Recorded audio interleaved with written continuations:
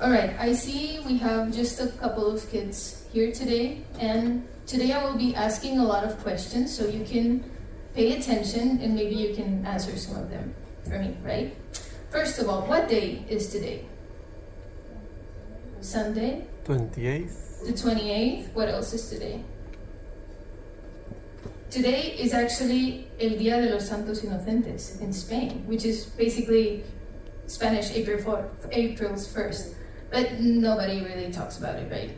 Because there's something a little bit more important coming up this year. You know what that is? The New Year's. Exactly.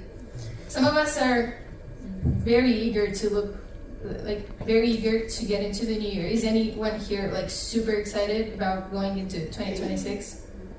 No? Oh, okay. A couple of people. All right.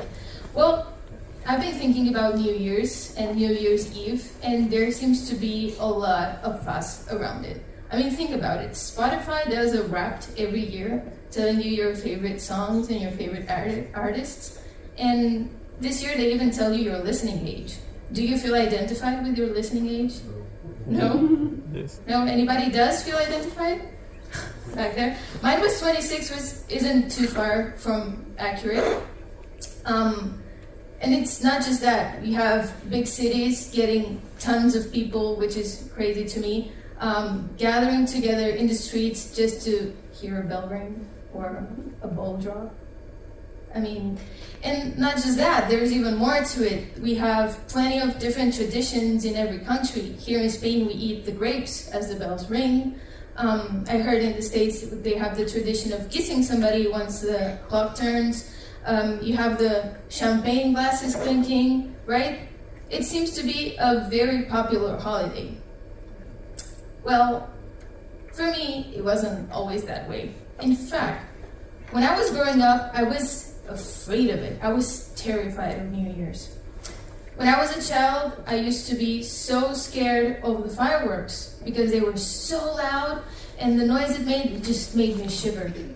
And as I grew up, it didn't really go away because for some reason I thought that once the clock turned from 23:59 to 00, something would happen, like an explosion or some cataclysm would go on. I don't know, it was completely irrational. But you know what happened every year? Nothing. Just people cheering and fireworks. Nothing really changes. And that's it. But going from the new year, nothing really happens. Objectively speaking, it's just a change of number in the calendar, right? We go from December 31st, to January 1st, just like we do in any other month. Why don't we celebrate going from August 31st to September 1st? Yeah, we don't. It's just a change of number. But we seem to have turned this change of number, this going into a new year, into a symbol of renewal, of rebirth, maybe a new chance to be better, a new chance at life, even, right? And we're probably, all right. And we're probably hearing a lot of New Year cliches. What are we hearing? What is everybody saying around New Year's? I'll diet this year. I'll diet this year. I go to the gym. Else? I go to the gym. I'll go to the gym. What else are we hearing? I'll lose weight. Okay, so we have a lot of New Year's resolutions. And we start making jokes like, I'll see you next year, but it'll only be 2 days or a week, right? We start hearing new year, new me. We start hearing every end is a new beginning. You know, there's a lot of cliches about something ending and something new beginning, something new, right? The best is yet to come. And while there is some truth to that, the Bible also talks about something new coming up. And even though it's not specifically related to the New Year's, in Revelation we find the promise of something new, right? So it reads in Revelation 21. We see a picture of the future when we will have a new heaven and a new earth, and everything will be made new, it says here that he will wipe every tear from their eyes. There will be no more death, or mourning, or crying, or pain, for the old order of things has passed away. He who was seated on the throne said, I am making everything new. Then he said, write these words down. They are trustworthy and true. It is done. I am the Alpha and the Omega, the beginning and the end. To the thirsty, I will give water without cost from the spring of water of life. So, as we can see, the future seems to be something very good. It's full of possibilities. We live into a promise that eventually everything will be made perfect. The future means you have a chance to become a better person. You have a chance to mend whatever is broken, right? There's a lot of good things about the future. There's great things waiting for us. But let's not forget the good things that already happened. Okay. Think back to a year ago.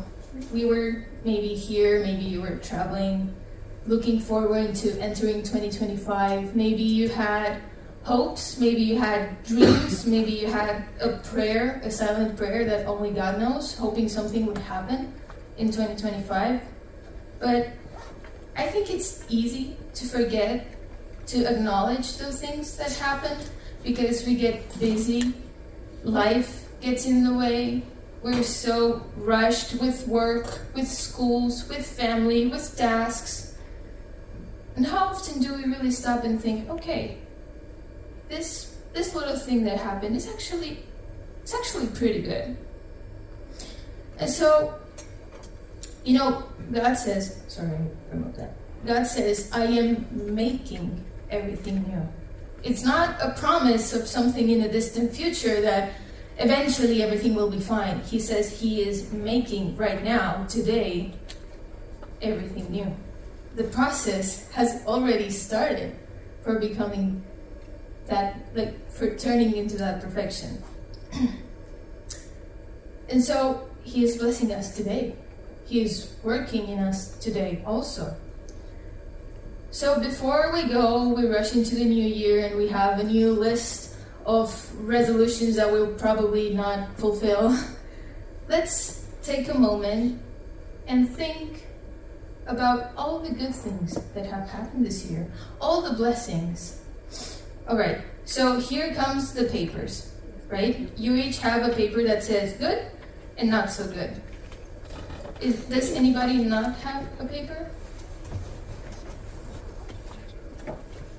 Everybody has the papers. Okay. There's one here. Okay, as you can see, in the middle, you can actually rip it apart and make it into two separate pieces. I need you to do that right now. Great. Good. Does everybody have something to write with? Yes? Okay, great. So here's what we're gonna do. I'm sorry, English is not my first language. We are going to take a moment and write down all the things we can think about that were a huge blessing, maybe a small blessing. It can be one thing, it can be many things, but we're going to focus on the good things that have happened to us in 2025. There will be a video playing, and when that video is done, I'm going to invite you to share out loud with everybody so we can celebrate together all the good things that have happened this year. I'm so happy and thrilled for each one of you, for all your blessings, and so many good things happen. We have a lot to be thankful for at the end of the year, right? But let's be honest. Maybe some of us are eager to go into the new year because 2025 hasn't been so great.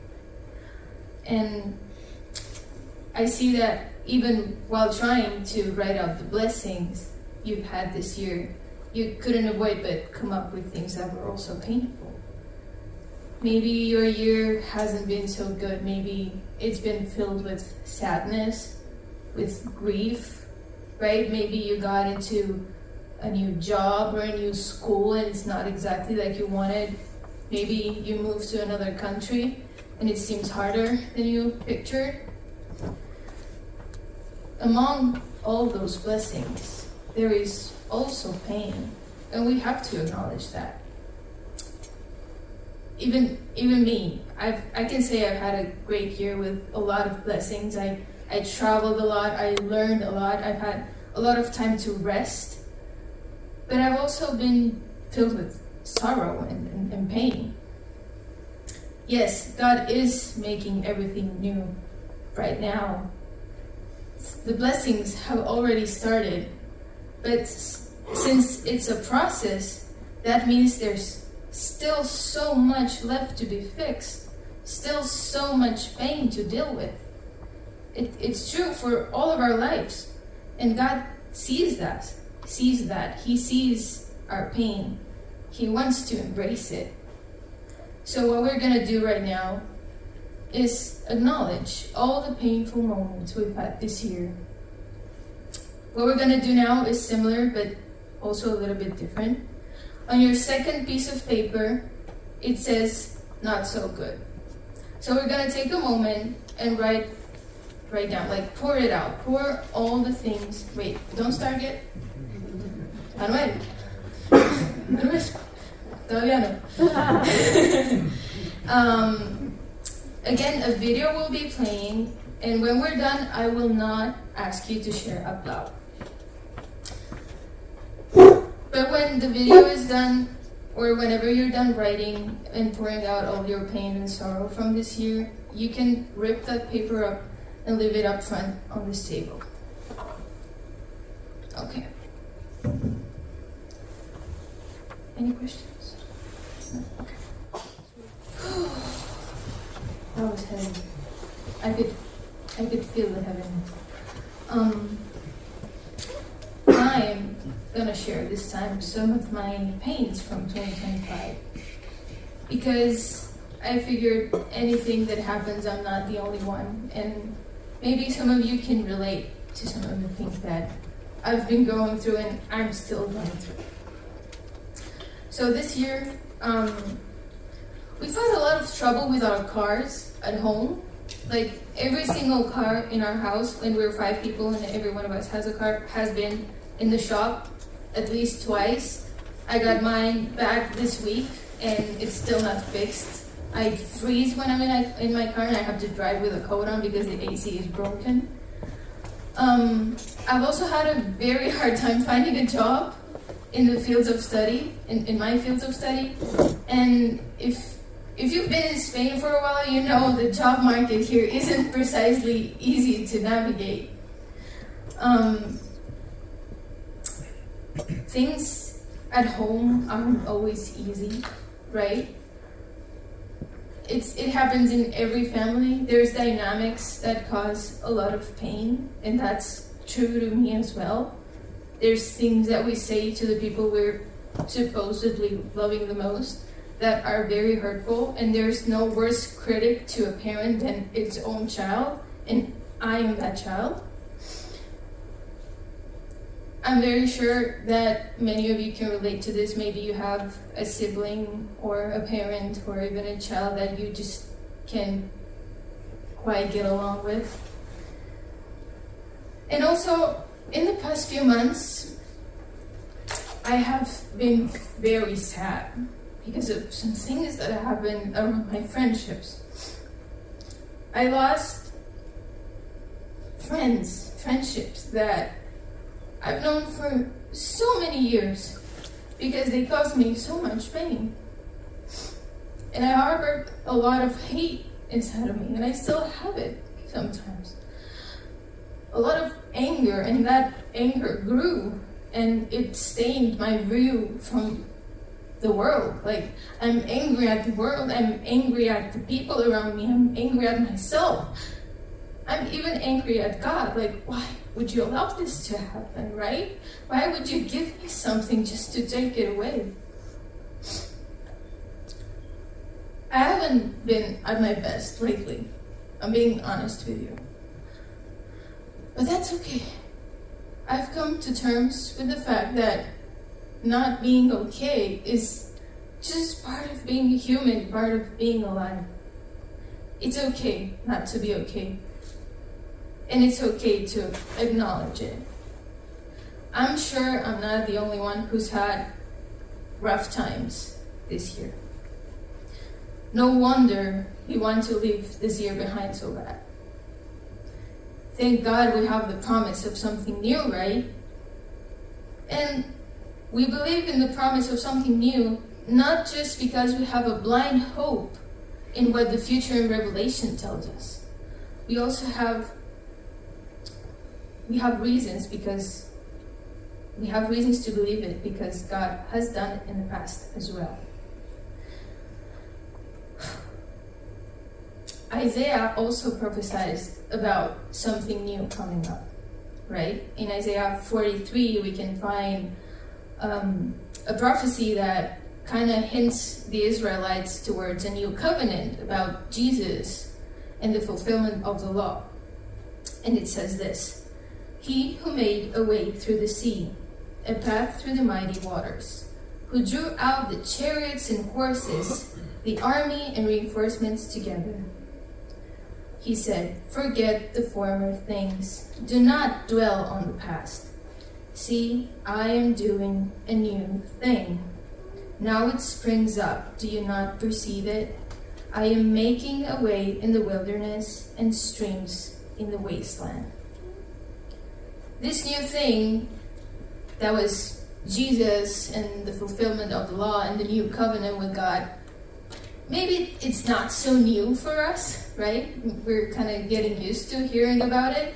It's been a long time ago. What's new about that? But you have to keep in mind, for the time that was spoken, that was something huge. They were very expectant towards that thing. It was a promise that the Israelites waited so long to be fulfilled. And they had full faith that it will be fulfilled. And you know why? Because God did it for them thousands and hundreds of times. He delivered them out of Egypt and through the wasteland, through the desert, into the promised land. He delivered them from the hands of many, many, many enemies. And isn't that true to us today too? Haven't we already seen God work in our lives? How many miracles? How many times have we seen our pain turned into purpose? He's already done it before. I love it when Nilsa reminds us of how much of a blessing this church is, because it perfectly portrays the image of God renewing and restoring. Yes, there is a lot of pain in life. We are never really promised a blissful life with God. Like, it's not like, yes, I love God, so my life will be perfect. That's not what we're promised. We are actually warned against troubles. But we are told that God works all things together for those who love Him, right? That's Romans 8:28. We're in a process. Not everything's bad, not everything's good. But sometimes the hardest place to be is right there where you're at, in the place between the finish and the start. Because sometimes, honestly, it takes a little bit longer than we wanted. And we're filled with wonder and impatient. We're not patient enough. So it gets hard. The waiting gets hard.